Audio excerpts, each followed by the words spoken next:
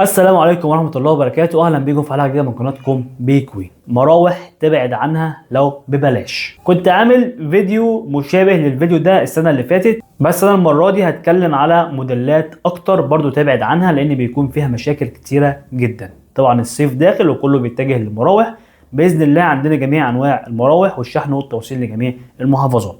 طبعا هتتوالى الحلقات عن المراوح والتكييفات، ولو حد عنده أي سؤال او عايزني اعمل ريفيو عن حاجه معينه تحت في التعليقات يكتب لي، وانا باذن الله هعمل عنه ريفيو في اسرع وقت. يلا بينا بقى نشوفوا المراوح اللي تبعد عنها في صيف 26. قبل ما نبدا حلقتنا حابب افكركم اللي بيكون فيه سحب على شفاط باناسونيك. لو حابب تشترك معانا ابعت لنا على رقمنا على الواتساب، لو عندك برضو استفسار ابعت لنا سواء على الواتساب او في التعليقات. المهم لو عايز تشترك معانا في المسابقه اكتب كلمه مسابقه على الواتساب او تحت في التعليقات، وانا باذن الله لما العدد يكتمل هقول لكم على الشروط والاحكام. سحبنا على شفاط باناسونيك 25 سم اللي مش هتلاقيه موجود في اي مكان في مصر. الصيف بدأ والسوق المصري غرقان بمراوح كتيرة جدا بلا هوية وبلا مصدر، وبأسعار تغري اي حد في ظل ارتفاع الاسعار اللي احنا فيه. وانا هنا دوري كتاجر او دوري كصاحب معرض، انا عارف ايه اللي بيحصل في ورش الصيانة ومش محتاج اوضح حاجة تانية. فاول نصيحه الغالي ثمنه فيه. هنتكلم بقى معاكم عن مراوح بعينها تبعد عنها في صيف 26. مراوح اتا وهيو ماكس، دي الفئه السعريه اللي هي بنقول عليها الشعبي. المراوح دي مغرقه السوق وسعرها ممتاز جدا. يعني عندك المراوح الحيطه منها بتوصل 800 جنيه، ده طبعا سعر ضئيل جدا بالنسبه للمروحه. بتوصل معانا طبعا بالنسبه للعمود 1200 جنيه و1300 جنيه كمان الماركتين دول. المشكله فين؟ المشكله ان الماركتين دول الموتور بتاعهم بيسخن جدا، والملفات الداخليه بتاعتها طبعا مش هقول الملفات النحاس، لو كانت نحاس اصلا بتكون ضعيفه جدا، وبعد شهور بسيطه جدا من الاستخدام المروحه بتبوظ. هتلاقي المروحه مره واحده صوتها بقى عالي، بعد كده هواها بقى ضعيف. فنصيحة لو الميزانية معاك ضيقة شوية انصحك تستنى شوية وتجيب حاجة محترمة. طب حد هيقول لي ايه الحاجة المحترمة؟ في حلقات جاية هتكلم فيها عن حاجات كويسة جدا في المراوح بأسعار كويسة جدا متوفرة عندنا، والشحن والتوصيل لجميع المحافظات. ولو انت مستعجل خد لفة في القناة هتلاقيني عامل حاجات عن المراوح الصيف اللي فات، حاجات كويسة جدا اسعارها زادت، علشان كده انا هحدث الحلقات دي.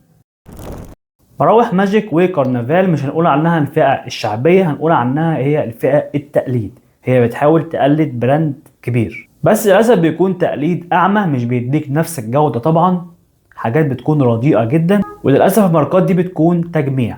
يعني حد بتاع صيانة معاه قطع غيار فهو بيجمع المروحة ويقفلها ويبيعها تحت مسمى الأسامي دي.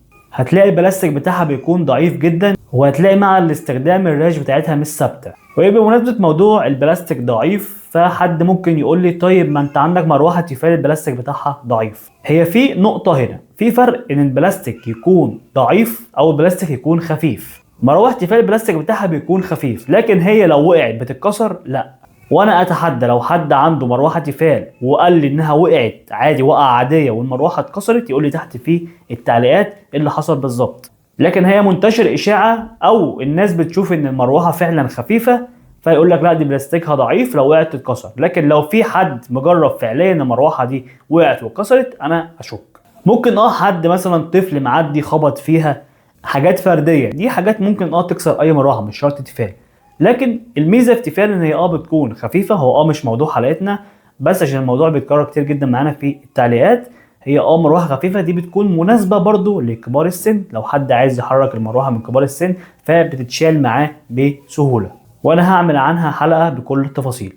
وفي نقطه ثانيه، في مروحه تيفال نازله بلاستيك فيه حديد او معدن، طبعا الناس بدات تتجه ليها اكتر. هي سعرها بيكون اقل من المروحه البلاستيك، بيكون اقل، لان البلاستيك بيكون فيها خاصيه السايلنت فورست مش بتسمع لها اي صوت، لكن التيفال الحديد دي بيكون فيها صوت ومزعج. طبعا هنتكلم بالتفاصيل على الحاجات دي في الحلقات الجايه عشان ما نخرجش من موضوع حلقتنا. المروحتين دول بقى الماجيك والكارنفال فعلا لو وقعوا ممكن تلاقي مروحه اتفككت 30 حته، لانها في الاساس بتكون تجميع. غير ان طبعا لو المروحه باظت بتكون بدون ضمان، ولو حد عاطيها ضمان او لزق الضمان فطبعا قطع غيارها مش بتكون متوفره، او لو قال لك هاتها فهو هيغير لك قطعه غيار مش بتاعتها اصلا، لان اصل المروحه كلها مش بتاعت بعضها، دي بتكون تجميع قطع غيار. بالنسبه لناتشورال واكاي فالحاجتين دول يعتبر من قديم الازل في السوق المصري، اقدم من المراوح اللي اتكلمنا عنها، ليها سوق في مصر هنا اكاي وناتشورال، فانا بشوفهم احسن الوحشين لكن مش برشحهم طبعا. المروحه دي اخرها سيزون او 2 سيزون، المروحتين دول اخرهم سيزون او 2 سيزون وبيخيشوا.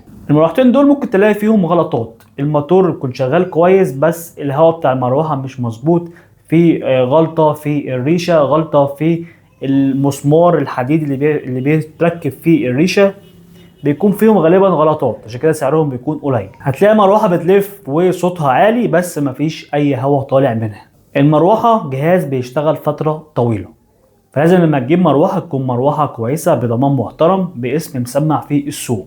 فبالنسبه للخمس ماركات اللي احنا ذكرناهم دول فمفهومش اي عوامل امان ولا ليهم اي ضمان.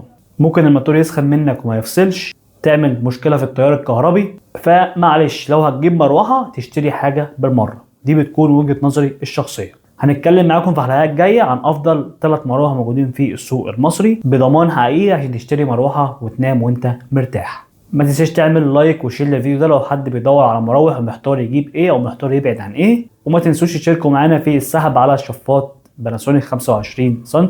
اشوف حلقات جايه كتيره، والسلام عليكم ورحمه الله وبركاته.